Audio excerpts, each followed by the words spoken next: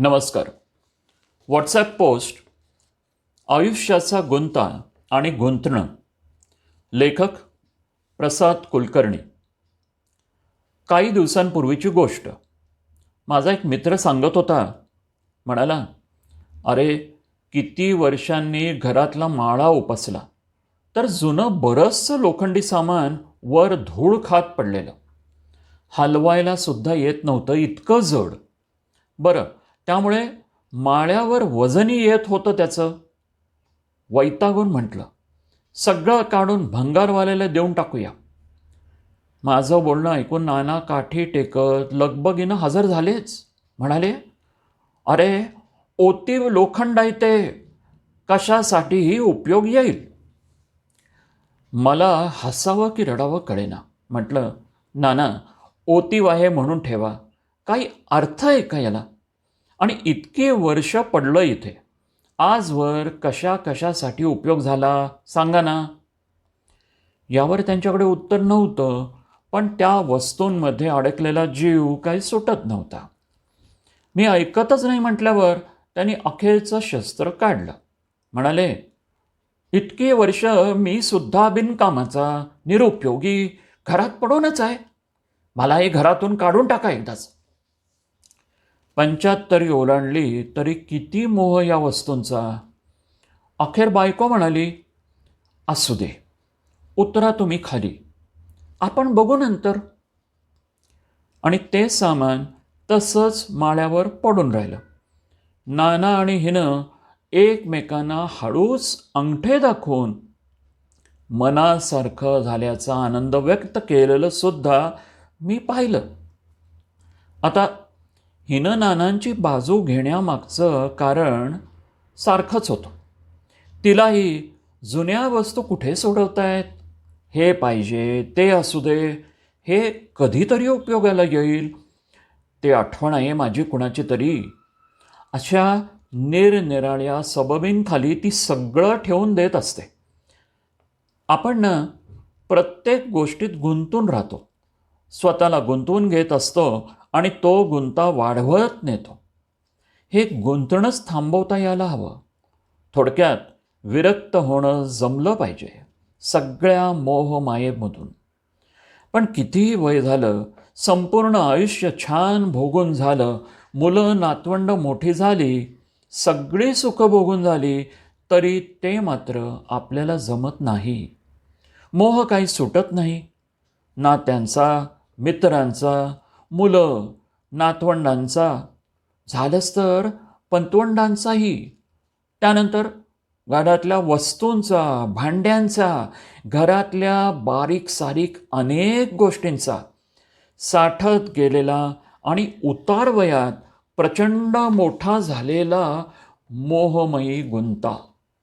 त्यावेळी अगदी सोडवायचं म्हटलं ना तरी तो सुटत नाही आणि त्या गुंत्यात अडकलेला जीव काही त्याविना राहू शकत नाही. मी अनेकदा बेडरूममधल्या युनिटवरच्या खणात असं जुनं सामान भरून ठेवलेल्या बॅगा, मोठ्या पिशव्या, आतलं सगळं आज मी फेकून देणार असं म्हणत खाली घेतो.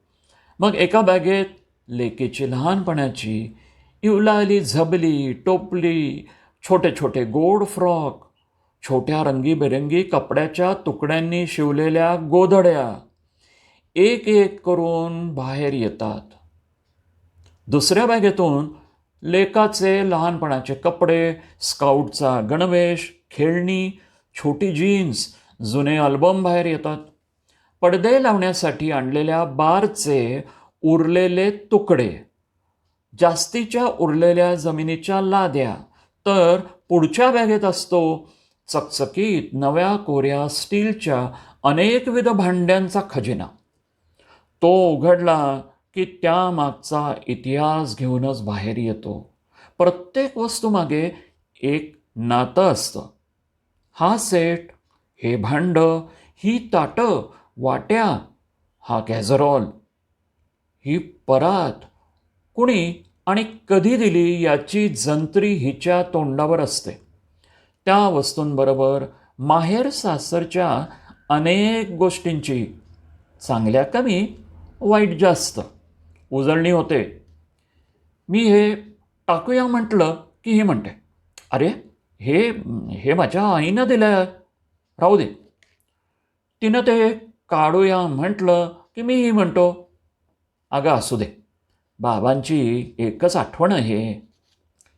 यामध्ये बंद पडलेलं गजराचं घड्याळी बाहेर येतं आणि आठवण आहे म्हणून पुन्हा आत जातं. काय टाकायचं आणि काय ठेवायचं यावर एकमत काही होत नाही आणि पुन्हा सगळंच्या सगळं आत जाऊन बॅगा होत्या तशा आपल्या जागेवर स्थानापन्न होतात. माझा एक ऑफिस सहकारी विदेशात गेला असताना तिथून एक टी सेट त्याला फार आवडला म्हणून घेऊन आला. तो अविवाहित, त्यामुळे तसा त्याला फारसा उपयोग नव्हता. त्यानं मला विचारलं की टी सेट फारच सुंदर होता. त्यावर केलेलं नाजूक नक्षीकाम, त्याची घडण फारच सुरेख होती. आमच्या जवळच्या नात्यात एक लग्न काही दिवसात होणार होतं. भेट द्यायला छानच आहे या विचारानं आम्ही तो विकत घेतला. घरी आणल्यावर ही रोज त्याचा खोका उघडून आणि त्याला मनसोक्त पाहून पुन्हा ठेवून देत होते. मलाही कळत नव्हतं हिचं काय चाललंय. आणि एकदा अचानक म्हणाली, हा सेट आपल्याला ठेवायचा आहे, आपण भेट देण्यासाठी दुसरा घेऊया. मी म्हटलं, अगं आधीचे 2 सेट शोकेसमधून नेहमी आपल्याकडे टकामका पाहत असतात, मला वापरा, मला वापरा असं म्हणत. ते अजून तसेच पडलेत. आणि पण माझं बोलणं नाटकातल्याप्रमाणे मध्येच तोडत ती म्हणाली, नाही, मी देणारच नाही, आपण हा ठेवायचा. मी हा आपल्या लेकीला देईन तिच्या लग्नात. कप्पाळ म्हटलं, आपल्याला पडलेला लोभ लपवण्यासाठी दिलेलं फक्त हे एक कारण. आज तो सेट घेतल्याची सिल्वर जुबली होऊन गेली आहे. पडलाही बिचारा शोकेसमध्ये. लेकीचं लग्नही झालं. त्यावेळी मी आठवण दिली तिला, तर लेकच म्हणाली, मला नको तो जुना सेट, आणि माझ्या सासरी आधीच 3 सेट आहेत.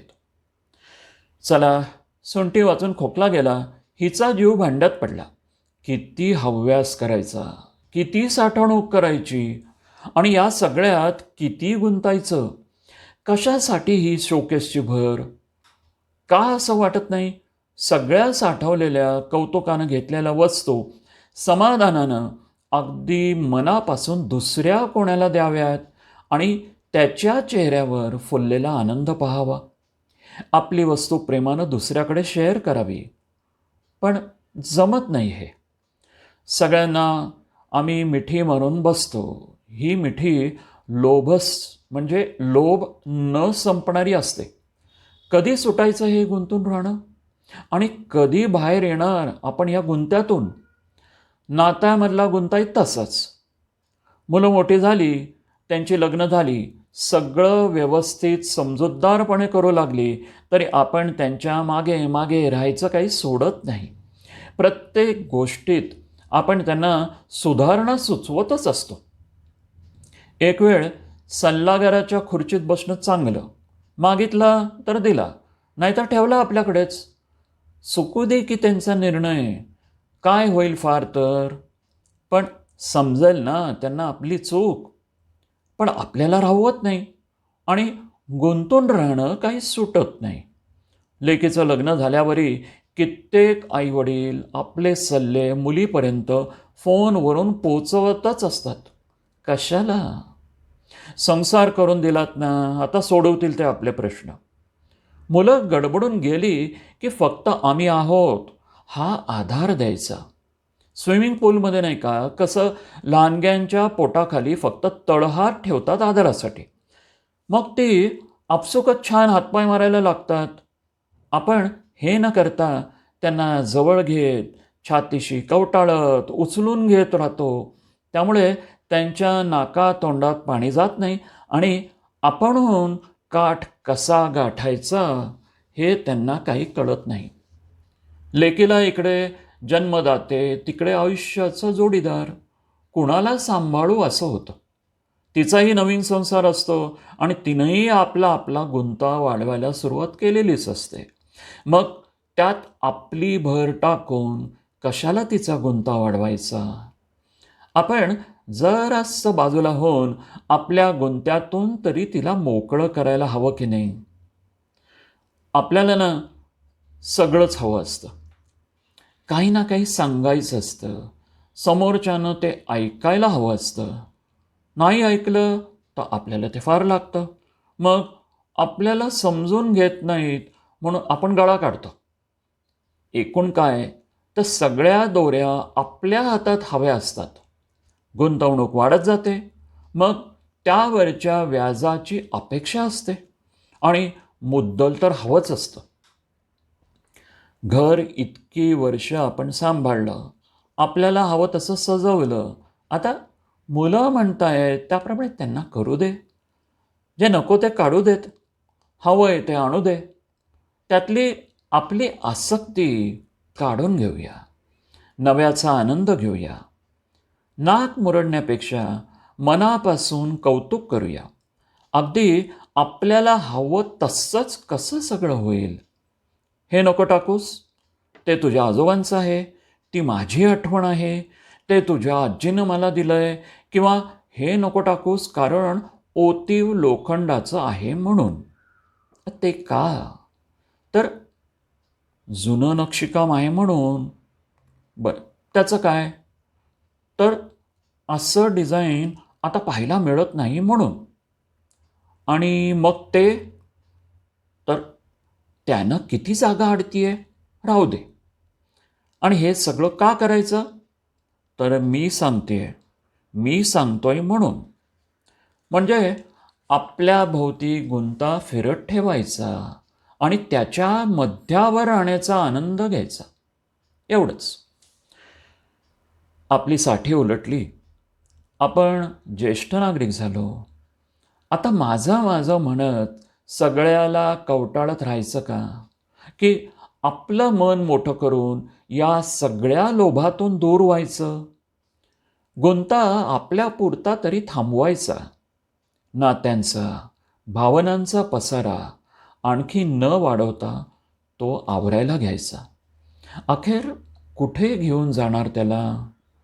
नात्यांमधला, वस्तूंमधला लोभ, हव्यास, त्यात गुंतलेलं मन आणि या सगळ्याचा वाढलेला गुंता इथेच सोडून अनासक्तपणे जायचं आहे. एवढं लक्षात असावं इतकंच, नाही का? लेखक प्रसाद कुलकर्णी यांनी या पोस्टचं लेखन केलं आहे आणि या लेखाला जोडूनच दासबोधातील काही ओव्या गुंतणे या विषयाची अधिक महती सांगतात. या ओव्यांचं पठण आता आपण ऐकूया. पठण केलं आहे श्रीकांत गोखले यांनी. श्रीराम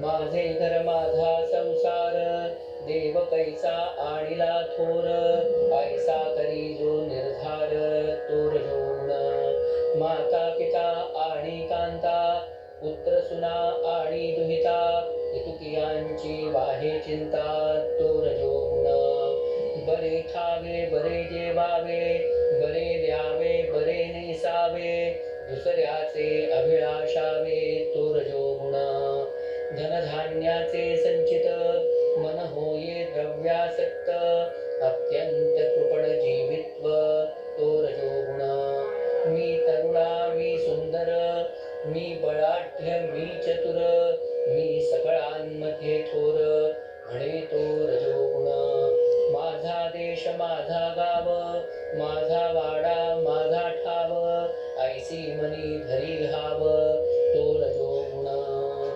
श्रीराम. ओव्यांचं पठण श्रीकांत गोखले. लेखाचं वाचन संजय इनामदार. धन्यवाद.